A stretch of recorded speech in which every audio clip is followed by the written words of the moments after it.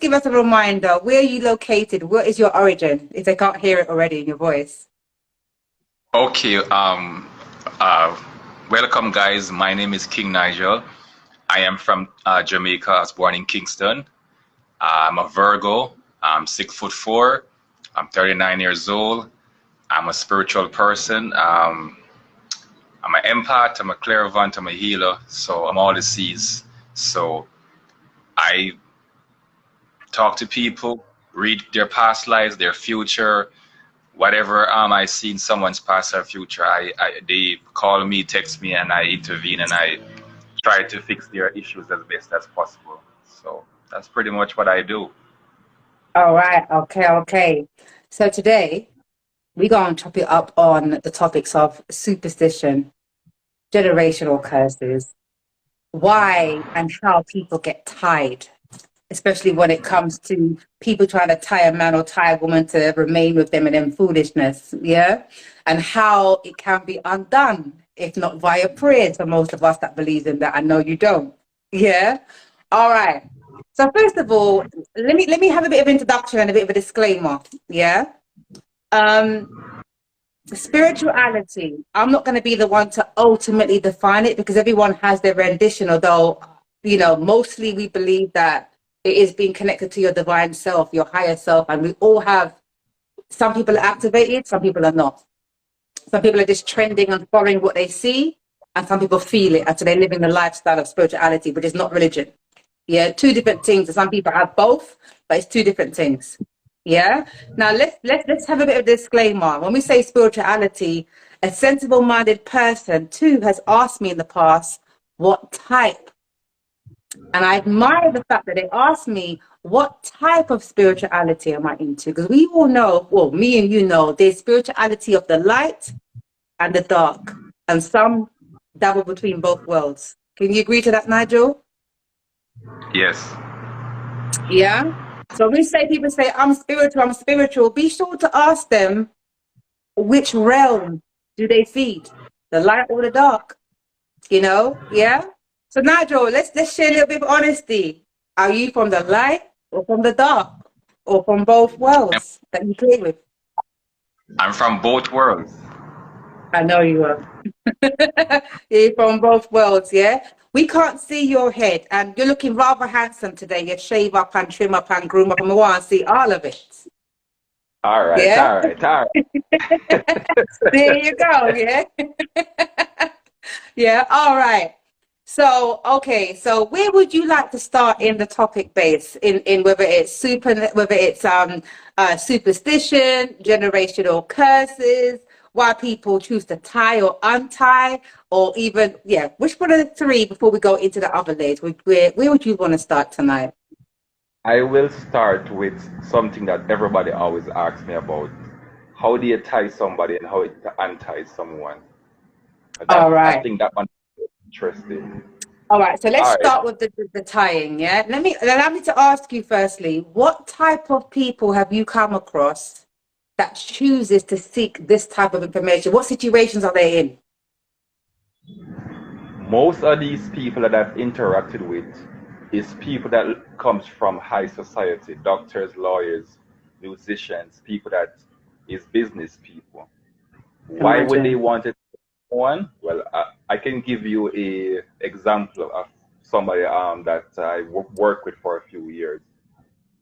This Mm-hmm. lady, she lives in New York, in America. Mm-hmm. She met this guy. The guy Yeah. gave her money. The guy funded her plazas, bought her car. She feel like a queen. He spoils her. But when Mm. she decided to get married, the guy was like, he's not into marriage. He just want to have fun, but she want more than just fun. Mm-hmm. So she went to a person in New York and took his shirt and some of his hair, his nails, and some of his semen. And she brought those items to a lady that lives in Brooklyn. And she Mm-hmm. gave the lady his name, his information, and with all his DNA and his personal stuff. Mm-hmm. She went back to the house and she was given something to give the guy. So she bought the guy like a ring. and said, honey, I bought this ring for you so weird because I love you so much. And she gave him a ring. And within 3 days, the guy said for the past 3 days, he's thinking about her every day. He's dreaming of her. He's like, he'll go on the road and you see a lady that looks like her. And then she said, oh, so since I'm on your mind so often, why don't you get married? And they're married now. So what she did, it worked. So that's how you tie someone. So let's go into more details. For those who just joined, welcome. We will address the inboxes and questions a little bit later. We'll create space, yeah? So let me paraphrase. This woman wanted to further have a commitment with the person she was with. Yeah. It didn't matter how she went about it. Artificially, she wanted to make sure she married this man, Desperano, yeah? She wanted to marry this man, okay? And she went to the extent of bringing his garment, his semen, his nails, and his hair to what type of person? Would you say a witch, a warlock, Obi, a man? What would you want to call the person that you... She went to a voodoo priestess. Okay, so it's a female. Okay. What type of ritual, if you are allowed to say with your background works, what do they do? How do they perform this magic? She did a attraction spell to attract his soul with her soul. So you get two candles. You can get a pink candle because pink symbolizes love. And they write the information on the candle. So you carve the guy's name in the candle. They call upon spirits. The spirits did their work. They pay the spirits. When the man goes home, a spirit comes to the man in his dreams, and he's dreaming of the lady every single day and think of her every single day. So that's pretty much how it works. Two really relevant questions that comes to mind. As I was even pondering about this topic today, on this part of the topic, I thought to myself, what does she have to give in return other than money in order to have this spell work? Does she have to sacrifice anything herself? In some cases, yes. What would be the sacrifice? Sometimes she have to sacrifice her brother, her sister, someone you love. And you know, we hear... Go on. I said, you can say your favorite word. I just said it. Did you not hear me? No. When I'm speaking to you, you're the only when I'm speaking to you, I'm always saying Bamba Ross because I'm so surprised at some things, yeah? All right. All right. So I'm going to ask you this. We hear a lot about these subjects within the Hollywood world, all right? And no one has the ability to say, hey, how does that really happen? We've all grown from either Caribbean, Asian, or Irish, or African, or, you know, backgrounds. And we hear stories from grandma or whatever, and we don't always take it on. Or, you know, some people know. Some people just say, oh, it's not true. I'm okay with that. You know, those who know, and those who believe. Knowing is not the same as belief. I keep telling people this. Yeah. So what I would like to know, as I don't know, when you hear of sacrifice, a brother or someone, the person's not literally saying, here's my brother or here's my offspring. How does that happen? Or do they just say, you can have this person in with my permission? How does it work? In most cases, in Jamaica, we have a thing called a parchment paper. So a piece of paper that you write down the information on. So it's like a contract pretty much with you and the spirit. So when you go to a person like me and you do a ritual, and for example, a person, Nigel, guess what? I want that guy. I want to make sure each year I get at least £1 million from this guy. The bigger request you ask is the bigger request the spirit asks of you. So that's why most people in Hollywood, when they want to have a album or a song to be #1, they want to have their movies to be in the best movie for the year, and they want to make sure they're a superstar, they're popular, and they go viral on Instagram, and you have all these crazy requests from most young people. you write a contract. It's a blood contract. So you cut your fingers with blood and you sign your name on the contract. And the spirit tell you that whenever the time is right, we will come for our payment. So in most cases, you have no clue who is the payment, but you know you owe the spirit a payment. So it's not always clarified what the sacrifice is going to be. But in that moment of wanting what you want, people just say, okay. And sometimes do they forget about it? And how long after does the demon bailiff, as I want to call it then, come for what they want? In most cases, they will wait for years to make sure when you're rich and famous and have 4 mansions and when you're distracted and you forgot that you owe the spirit, they say, oh, by the way, I'm going to send a person to your house tomorrow. And you go outside tomorrow and you see a guy at your front door in a black pants and a black shirt, like the Grim Reaper type. And he's like, oh, by the way, you owe the spirit such thing. So guess what? So someone in the physical form really comes to the person's door? Yes, in most cases, yes. And in other cases, how does that work? In other cases, the spirit comes in your dreams and said, guess what? It's time to pay up. So for the person who opens a door and didn't anticipate, never been warned that this figure is going to be turning up, what happens? I've never heard this part before in my life. Yeah. What happens? They it's say, like, for example, back in 90 whatever, you signed this, and now how does that even work? When you sign a contract with the spirits, it's just like when you go by a courthouse and you have a lawyer. You have 2 persons that is there as a witness, and there's a person that keeps the contracts, and he makes sure everything is documented and stored. So you can't say it wasn't you. That's your name, that's your signature, that's everything. So they say, here you go. You did this 5 years. Now you have 3 mansions, you have 3 albums. Your movie is #1 in Hollywood. So guess what? We want your firstborn son. And that's how it works. Whoa. Okay. Because I can give you an example of a very famous singer. This lady, Jennifer Hudson, before she was a household name, she wasn't really that popular.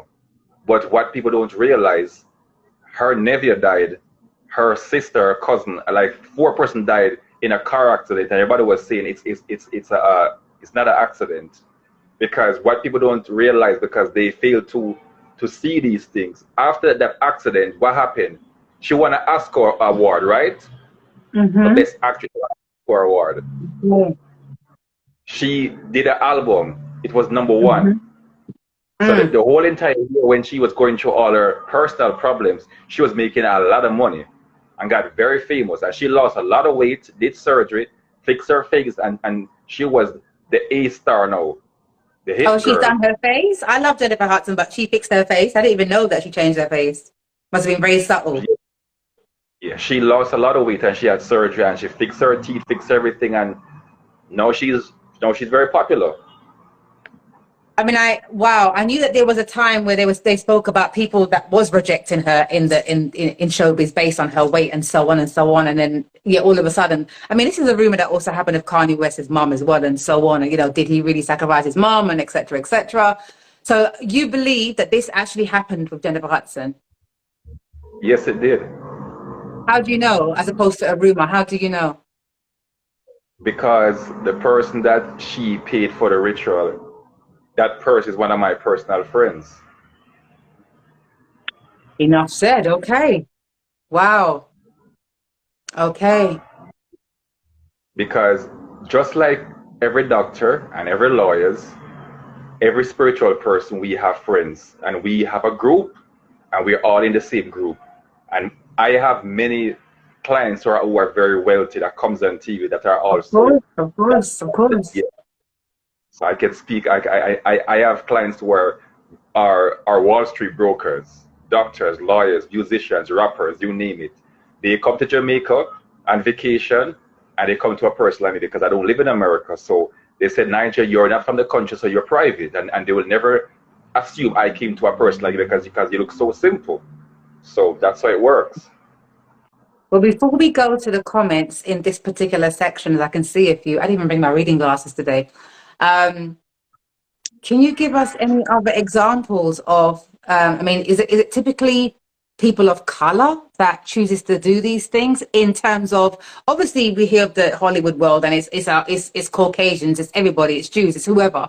But in terms of what we classify it as and what we're talking about, do you have more melanated clientele that will come to you of different cultural backgrounds, or is it Caucasian too, or what type of people comes to you? It's mostly black people. Mm. I can give you a second example.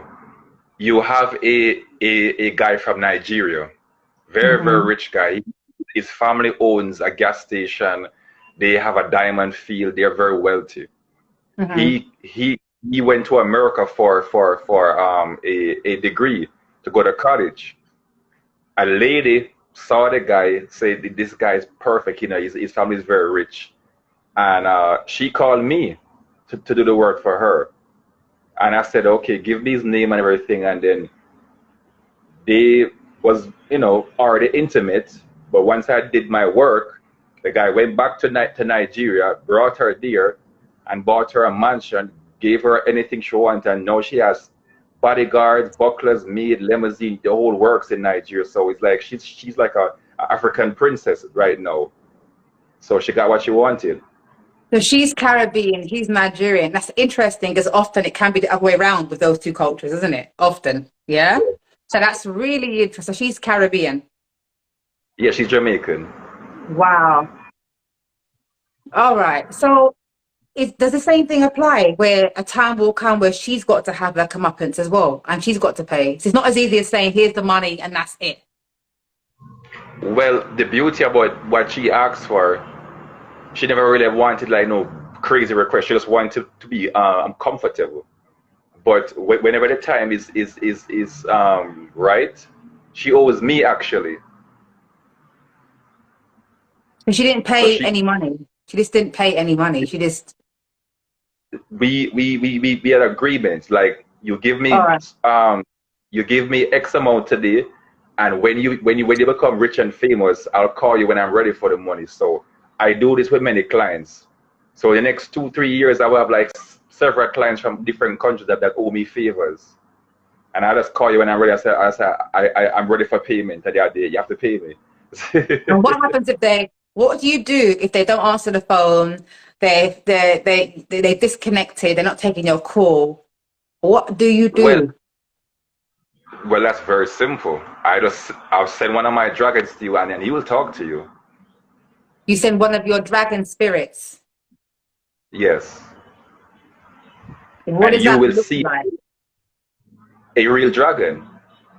You will see a dragon. And they will dragon. see that in their nightmares, in their dreams, or how would that manifest in their presence? The dragon will talk to you and said, I'm here on behalf of Nigel Hines, and you owe my boss money. Simple. We'll talk to you. Will they see that in their dreams though? Yes, or if I have to, I will let you see it in the physical.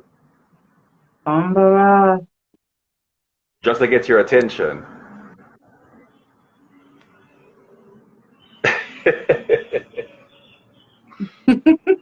You think by now you can't shock me, innit? You think by now about times we've spoken about different things. All right.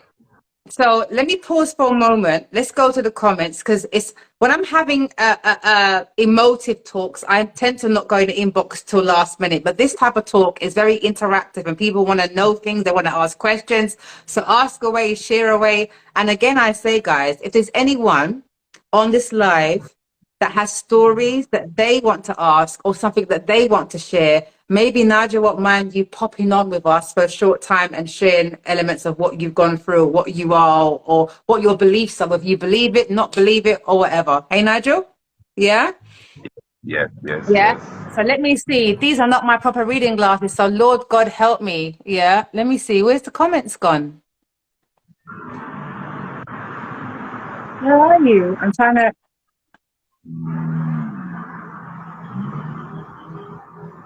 Let's go all the way back. Let me go all the way back. Hi, everyone. I see something here. So let me see. Okay, your one on poetry. Hi. My ex-wife is from Trinidad and Tobago. Unbeknownst to me, would piss in my food. Oh my God. Oh my God. All right. Do you want to, can you pull up? Would you mind popping on the live? Would you mind at all? I would just love to have you in our presence for a very short time. And maybe you can share the elements of what you were saying in the inbox. How do you feel about that? And Yes, you. Go ahead. Go on, Nigel. Say. Yes, what the person said is true because, all right, for example, most Americans like to eat spaghetti and meatballs, right? Okay. What people does sometimes, like the females, they use their period blood and mix with the meatball and the spaghetti and give to their husband, and that can also use to tie the husband. I was going to ask you about how you were going to get down in more details in a minute. So let me see. Let's go back. I wonder if he's still on the live. Hey, Miss Griffith. How you doing? Welcome, welcome, welcome. He speaks about the limina and he says to you, he no lie. You ain't lying. Yeah. We do hear about it in the Hollywood world, but no one really is open enough to talk about it like this. This will be the first time most of you all will ever hear, me too included, someone sit down and truly say what time it is of all of this. You know, let's go back. Let's go back. Let me see. One on poetry. If you're still here, please feel free to pull up and pop on our live and share a little bit. We would love it. Or anyone else here that has any stories. All right, so Nigel, let's proceed in terms of you mentioned that one of the ways which we often hear about is women sitting over the pot of food, steaming her front, as they want to call it. Break this down to us, Nigel. Let's give me step by step. So the woman would put her period pad either in the pot or what? Please. All right. Let me fathom this. Most countries in the Caribbean, we love stew peas, right? So what the women do when they make the stew peas for their boyfriends, they use their period blood, mix with the stew pea and add some pepper and give to their boyfriend. And you do that for several days and eventually you have control over that guy. But how much? I'm trying to work out in my head. I'm being sorry, TMI guys. Too much information here. I'm gonna say, but they must be flowing like a river. Because how would they even scoop that shit up to even do all that? How? Well, most cases when the females are cooking, the guys are watching TV, are they distracted, and everything in life is energy. All right. Your plants, the animals, your DNA. So the blood is energy. It's just like if you're a vampire, you drink blood. Because believe it or not, if you drink blood, actually, your skin is more youthful. If you did not know that. I didn't know that. So your blood is energy, and that's why some people they like to eat steak, and they like the steak to be raw, because when they eat the meat that is rare, your skin is more radiant. You're more stronger because the blood that you consume makes you stronger. So it's energy.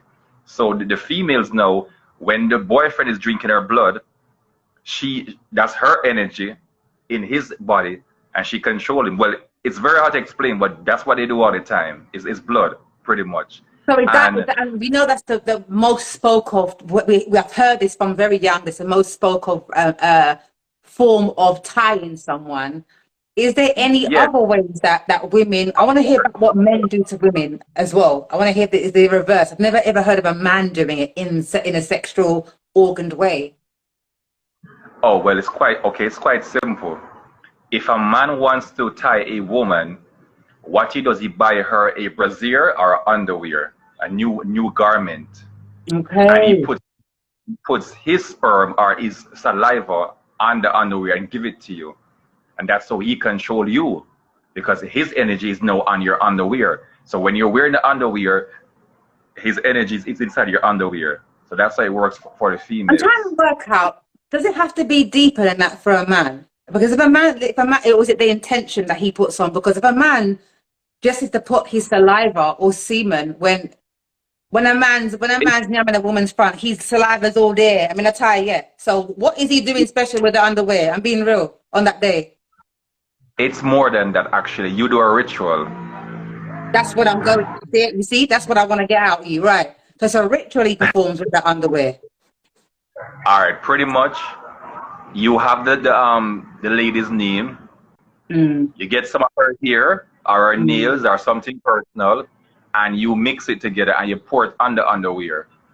Or you can give her a chain, a ring, or something personal to wear. Or you can give her a piece of paper, or money, or a book, and you can put that inside her house. And you can call on a spirit to stay in the house and watch her and control her.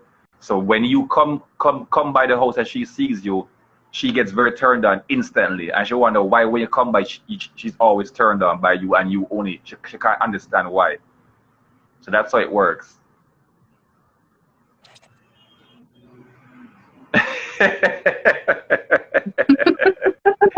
Every time you see my face, you laugh after me, innit?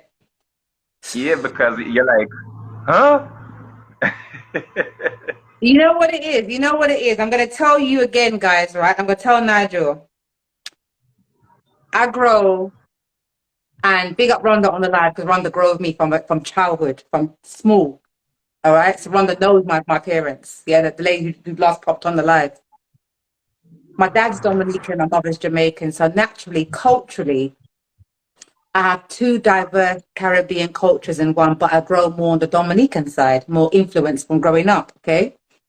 Surprisingly enough, my father, I can't recall any real stories. My dad doesn't acknowledge these things. I think sometimes we don't want to believe it. It's better for you because maybe it's a mind thing sometimes, yeah? My mother, on the other hand, I grew up in a household where, it's rebuked. We're just all about, positive, love. And if it ain't about love, then we don't dabble in those type of things, So I never grow with the practices, but I grow with the knowledge, the awareness. My mother shared many stories about what she heard, what she's seen. And people, again, I'm going to say from my perspective, there's skeptics. There are people that believe and there are people that know. All right. A lot of these stories I believe, and some of these stories I know. Now, if you're somebody, even if you didn't grow up any of these stories or examples, you might have had your own supernatural experience. I don't even mean in terms of being tied, but I mean in general. I know the unseen is very real. Very real, because I have had some bizarre experiences, and there's no way that's of the norm of this realm, and that's why I'm so sure. Now that you don't know, that's why I'm so sure about what I know is not mystic. In terms of being a skeptic, and what I know is truth. So with you, Nigel, why I'm always blown away. Again, I'm gonna say. It's because you're talking to me about it. This is not something I've heard of YouTube. Well, I have more to blow your brain away. You're gonna love this one. Go on. You love doing this to me, innit? Go on. Go on. It was 2012. I went into a place called St. Thomas, me and my friends, doing some construction work. So it's way up in the mountains. So it was like after 7, the sun just came down, and I said, "Guess what, guys? There's no lights in the house, so we have to go by the bar and stay there for a while until the owner come back and fix the light, because the lights went out for the entire day." They don't listen. They want to stay there and smoke and drink. So I was like, something. I heard people say, "Yet you have like a rolling calf that live in these mountains, so be careful." What is a rolling calf? Sorry, what is a rolling calf? I've heard you say it a few times. Okay, in Jamaica, a rolling calf is a duppy, a spirit, but when you see it, it manifests as a half cow, half human, and it has like it has two horns and a big chain around its neck. So when it's passing, you will hear this very heavy chain passing by, and the eyes are like red like blood. So you will see this big horn like a bull with two horns, red eyes, and right here is this bull, but it has two human legs. So it's like a half bull, half human. Have people really seen this? Yes, and I saw one too. So while in St. Thomas, I told my friends I heard stories that in these areas they have rolling calf. So the guy said, you know, Nigel, you always believe in ghosts and stories, and those things are not real. So I heard this loud noise, and I said, that sounds like a heavy chain. And they're like, Nigel, I don't see anything. I said, look above there. Is there something coming in the distance? All we saw was two red eyes coming toward us, and we had no clue what it was. When it came in close distance and we saw it was actually a rolling calf. When I looked to my left and say, Tony, look at that, I saw the four men run down the hill like bolts, run breathless. I'm the only one there because I was so shocked. I was like, I couldn't move. Those men leave me there by myself. Oh. But it was a blessing, because what happened is eventually the rolling calf started chasing them. So I just stood right there and watching, and I saw the spirit run down the four men. So eventually, why do you think the spirit chased them? They did something that was not they're not supposed to do. When we were building the foundation, there was a graveyard close by, and I told the men to get some rum and throw the rum inside the pockets, because the spirits don't know us, and you disturb the bones, you offend the spirit. But they're saying I'm crazy and I'm talking nonsense. But I was the only one that took a cup and poured some rum, and I said, I don't know you guys, but excuse me for disturbing you guys, because these bones are not my friend. Because we found some bones. Did you see the bones? You saw bones? Yes, right. We were digging the foundation, and we found bones on the property, and the guy said there was a graveyard close by the house, so there are bones everywhere. But I was the only one that poured rum on the ground. So me pouring the rum, I was safe. The spirit knew I was the only person. What were you demonstrating by pouring the rum? What did that mean to the spirit, do you think? All right. For example, let me give you an example. I've seen people do it at funerals, but they do it for a different reason, I guess, or maybe it's the same. All right. I have the rum like this, and I go like that, and I would say, spirits, forgive me for I passed over your graveyard. My apologies. That's it. So it's like, okay, I'm saying, I'm giving them something because I stepped over their grave. And okay, I'm not their friend or their family member, but the men. The alcohol, they receive the alcohol, yeah? Yes, they do, because it's energy, because all spirits love rum. Really? Yes, every spirit loves white rum. Even a non-drinker that then died would like rum? Every single spirit loves rum. Even if you are a Christian and you died, your spirit loves rum. The white rum is like energy. Okay. It's like fuel. So I was the only one that poured the rum on the graveyard. So that was the reason why the rolling calf didn't trouble me. The four other men, they didn't listen to me. So it chased them down the hill. So when the guy came back now and said, Mr. Hines, what happened to that? I mean, I said, sir, if I tell you, you won't believe me, but some duppy come in the house and the four men gone down the hill. And the guy said, oh, because when I was coming up the hill, I saw a car accident. So I was wondering what happened. So when we went back down on the flat to see what happened, the four men that came down the hill, a truck was driving around the corner and ran over them. They died. Yes, four of them died. And you're the only one who survived. Yes. Bumbaras. While they were running down the hill, they ran across the road. They weren't paying attention, and a truck came around the corner and ran over the four of them. And how young were you when this happened? How many years ago was this? That was in 2012, 10 years ago. Wow. That is a phenomenal story. Wow. If you Go on. if you know Jamaica, and once you mention St. Thomas, you know that place is a very spiritual place. I've heard of St. Thomas, yeah.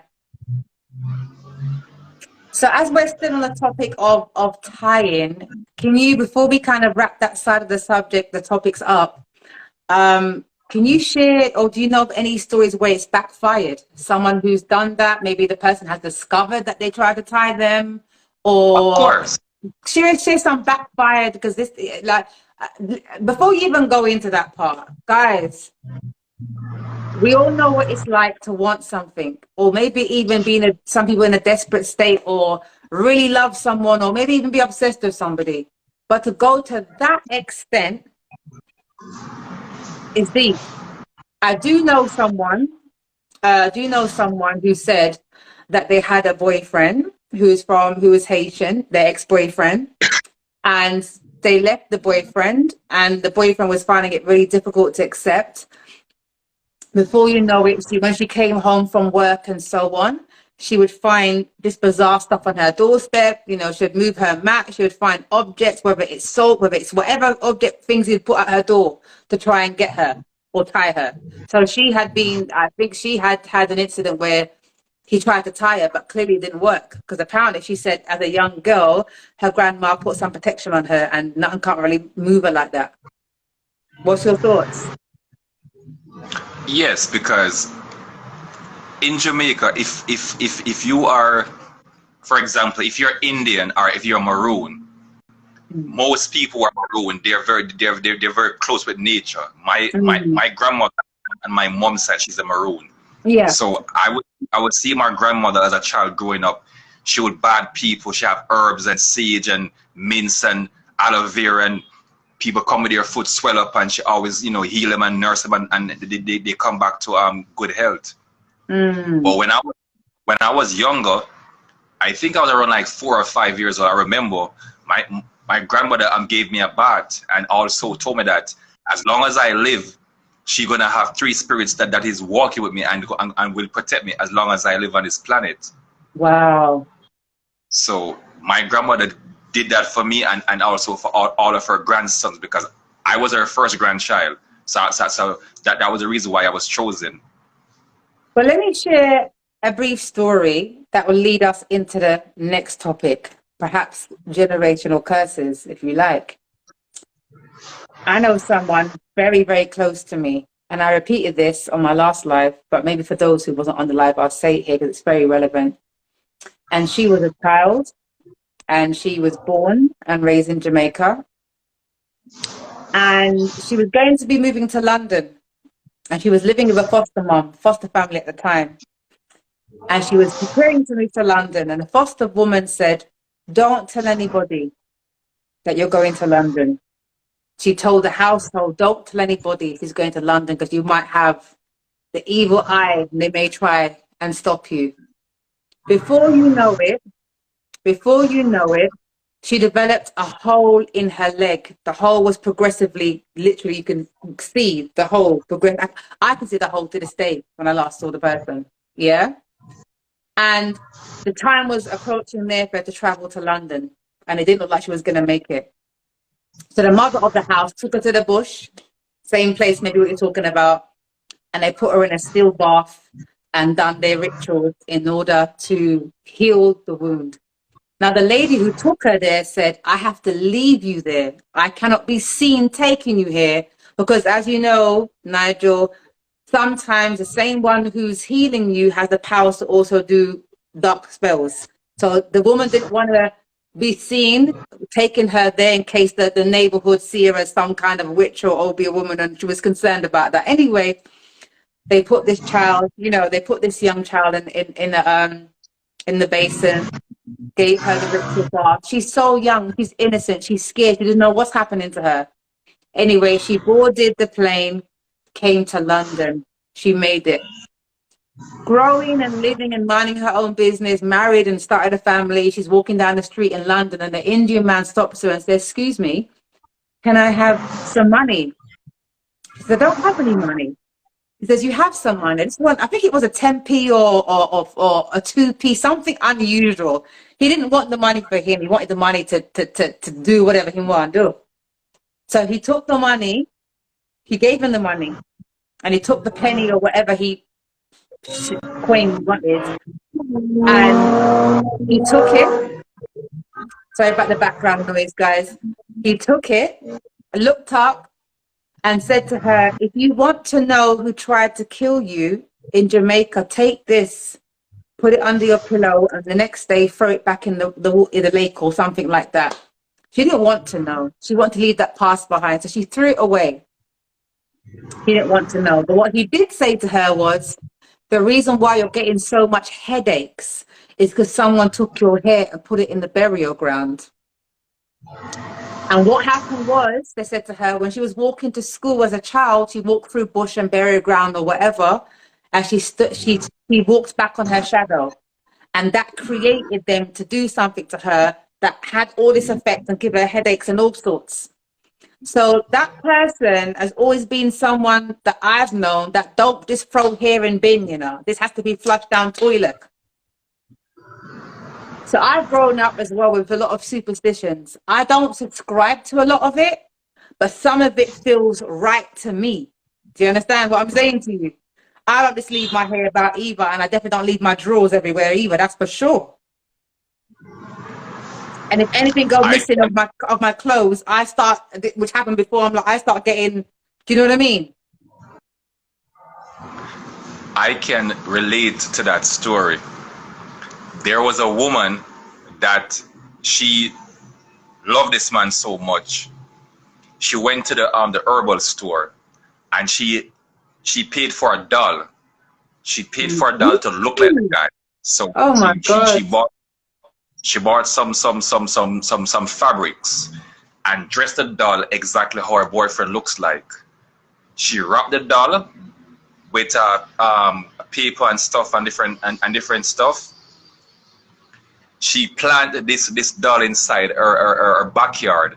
She had this big cotton tree at the back of her yard. So it was there for years.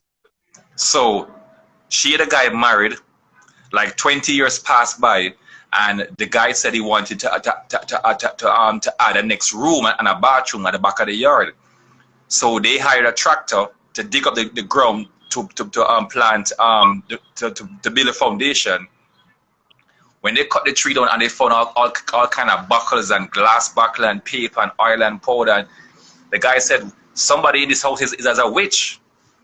He has no idea his wife was the witch all this time. She was doing spells to hold on people that live close by her. And they found several names of women, children, you name it. And to his surprise, when he looked carefully, he saw his name on the paper and found a doll that looks just like him. And he was like, "Which person have my name on a doll?"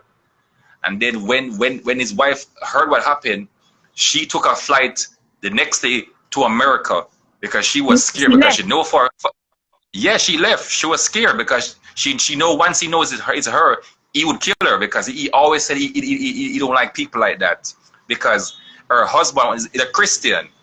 Wow. He goes to church. So in terms of these type of things, Nigel, as we wrap this part of the subject up, how can people, I know you don't believe, I know you don't subscribe to church, I know you don't even, I mean, okay, let's just clarify this. I know you think of church, yeah? Okay, cool.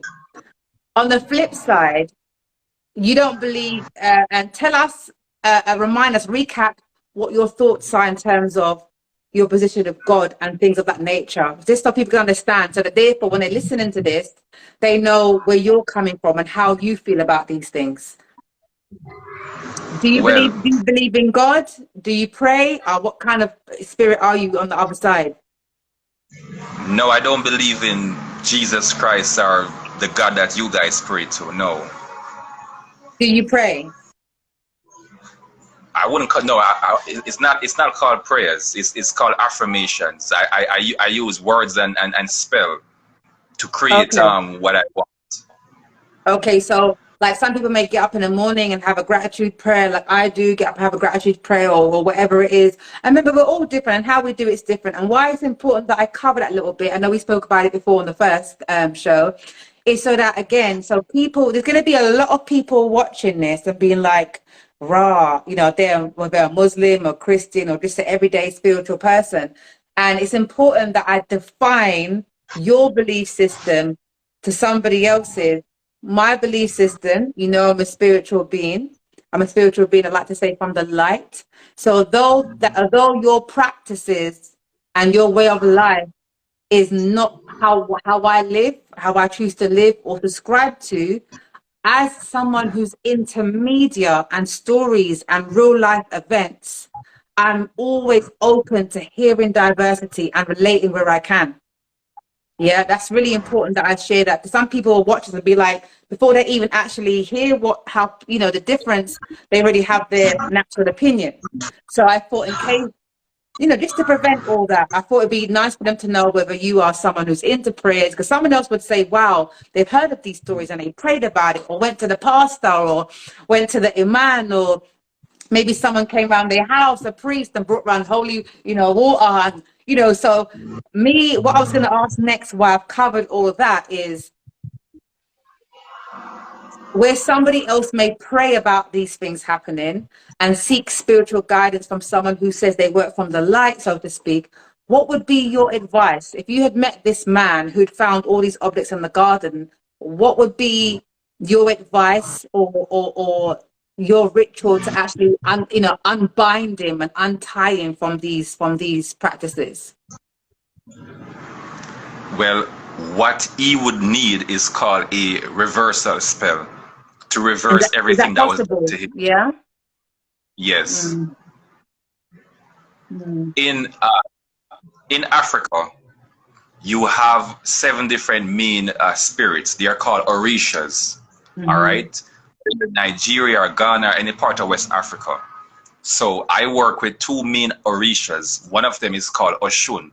She's a goddess of love and fertility. So if I'm doing a love spell, I call upon Oshun. If I'm doing a spell for money or business or anything when it comes to open or clearance or to clean anybody off or healing, I call upon a guy called Elegba. He's the god of the crossroad, the gatekeeper. So he have all the keys, the doors and the windows. So based on what spell work you're doing, you call on certain spirit. If you were to do like work like to kill somebody, for example, you call on the spirit of Oya. She's a goddess of the graveyard and the marketplace. So each spirit have a different role and they have a different thing that they do. So you are into social media and you are into computers. You will call upon a guy called Ogun. He's a god of metal and technology. So if you're involved with technology, he's a spirit you call upon and to enhance your business. So based on whatever you do, yes. So every Orisha have their own department. Some of these spirits, they work with water, or should work with water. Ogun work with metal and earth. You have a different one called Ashango. He works with fire. If you own a club or a bar or anything to do with entertainment, you work with that Orisha. So based on your profession or your job, you pick a certain Orisha to enhance your craft and your business. So that's how it works. Yeah. But now I'm a call on the Lord. I'm gonna keep calling on the Lord, okay? Mm-hmm. Okay. Okay. Listen, I am longing to go to the little girls' room. So can you return back in 5 minutes, guys? Is it possible? I just need 5 minutes. Have your water break, have your smoke break, have your whatever tipple break. Is that okay with you, Nigel? Of course. Yeah. So everyone, please return back in literally 5 minutes so we can call it a part 4. Yeah? All All right. right. No problem. See you in 5. Thank you.